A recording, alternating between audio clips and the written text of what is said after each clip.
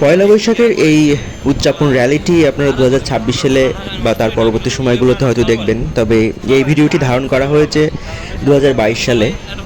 তো আমরা ওই সময় যারা ঢাকাতে ছিলাম, আমরা হয়তো রাজসাক্ষী যে 2-3 বছর করোনায় যে মানুষের মনে যে ভীষণ দাগ কেটে গিয়েছিল, বা তার পরবর্তী সময় এরকম ধরনের একটা অ্যারেঞ্জমেন্ট করা 2022 সালে এসে, যেটা আসলে ভীষণ একটা ব্যাপার। মানুষ হয়তো ঘরবন্দি ছিল, তারপরে সেখান থেকে বের হয়ে এরকম রাস্তায় একটা সেলিব্রেশন, যেটা বাঙালি ঐতিহ্যের একটা বড় অংশ, বা বিশ্ব ঐতিহ্যের প্রতিও জায়গা করে নেওয়া একটা বাঙালি সংস্কৃতির একটা অংশ, যেটাকে পয়লা বৈশাখ, সেটা যে এভাবে উদযাপন করতে পারে বা করা হয়েছিল, সেটা আসলে আমাদের কাছে সচক্ষে না দেখলে আমরা বুঝতে পারতাম না যে 2-3 বছর থমকে থাকার পরে কীভাবে মানুষ শুরু করতে পারে।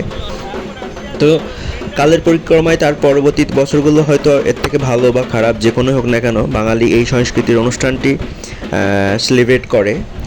এটা মূলত আমাদের এটা শাহবাগে ঢাকা ইউনিভার্সিটির থেকে যে র্যালিটা বের হয়, সেটাই মূলত শাহবাগের দিকে আসছে, এবং আমরা সেটা একটা জায়গায় দাঁড়িয়েই মূলত দেখছিলাম। কঠিন নিরাপত্তার মধ্যে দিয়ে রং বেরঙের পোশাক পরে মানুষজন এই সেলিব্রেশনটা করছিল।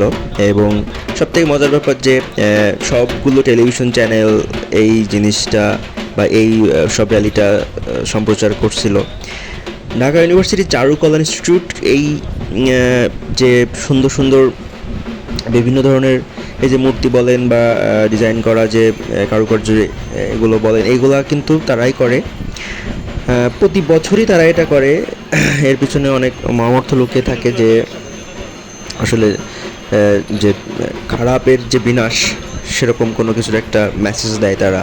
সুন্দরের আগমনকে তারা আসলে বরণ করে নিতে চায়। সব মিলিয়ে আসলে প্রতি বছর এটা পালন করা উচিত বা পালন করা হোক। অনেকদিন পরের এই ভিডিওটি আমি চোখে থাকলো, তাই আমি আসলে দেখলাম যে এটা আসলে স্মৃতি হিসাবে সংরক্ষণ করে রাখা উচিত। সে কারণেই মূলত এই কাজটি করা। যাই হোক, এখন এই যে মেট্রো রেল দেখছেন, যেটা এখন মানুষের সুবিধা ভোগ করছে, বা এখন মেট্রো রেলটি অলরেডি চলমান। তো অনেক ডেভেলপমেন্ট হয়েছে বাংলাদেশের, আশা করি আরও বেশি ডেভেলপমেন্ট হবে, এবং সংস্কৃতির এই বন্ধনটা যেন সবার মাঝে থাকে, হিন্দু মুসলিম বৌদ্ধ খ্রিস্টান সবাই মিলে যেন আমরা এই সেলিব্রেশনটা ধরে রাখতে পারি। ধন্যবাদ।